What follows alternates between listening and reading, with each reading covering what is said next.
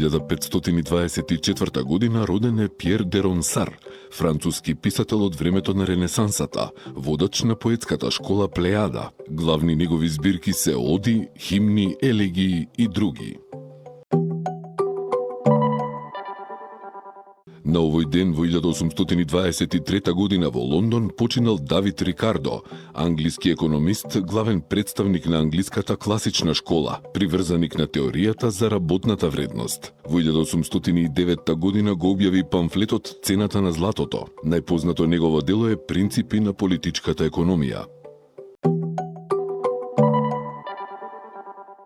Во 1883 година роден е рускиот револуционер Григорий Јевсеевич Зиновјев, еден од првите болшевици и организатор на Октомвриската револуција во 1917 година. Бил стрелан во 1936 година во време на големата чистка која ја организирал Сталин.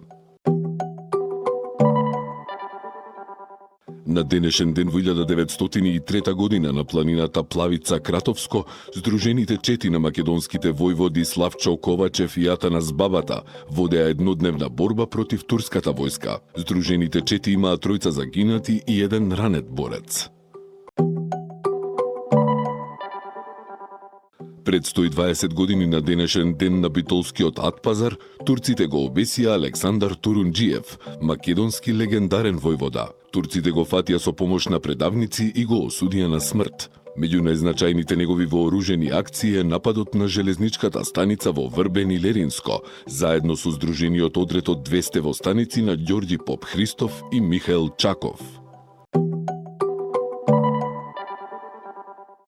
Во 1917 година роден е филипинскиот диктатор Фердинанд Едралин Маркос, кој владеел безмалку 22 години. Од власт е тргнат во 1986 година, кога и избегал од земјата.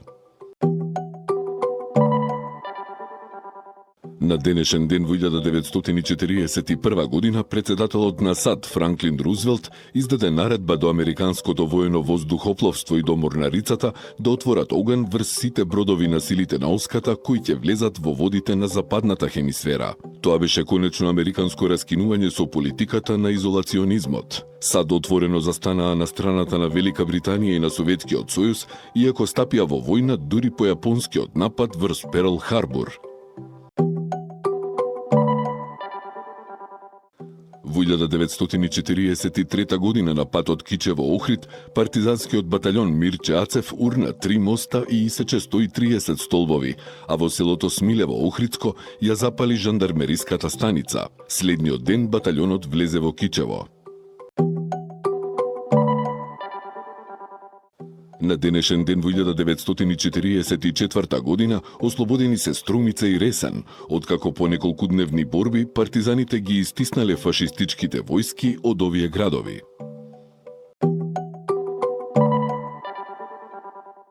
Во 1948 година почина пакистанскиот државник Мохамед Али Џин, основач и прв председател на Пакистан. Заедно со Махатма Ганди и Џавахарлал Нехру се борел за независност на индискиот подконтинент од Велика Британија, но потоа со нив дошол во судир, барајќи посебна муслиманска држава.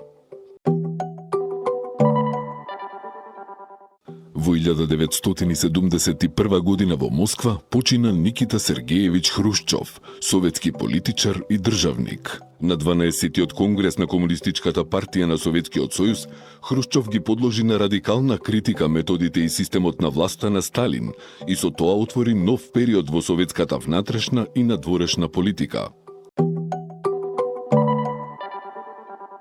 Во 1973 година, во фашистичкиот заговор што го организираа домашните и странските реакционерни сили, е убиен Салвадор Ајленде, председател на Чиле. Во опколената председателска палата, Ајленде го одби барањето на пучистите да се предаде во замена за животот.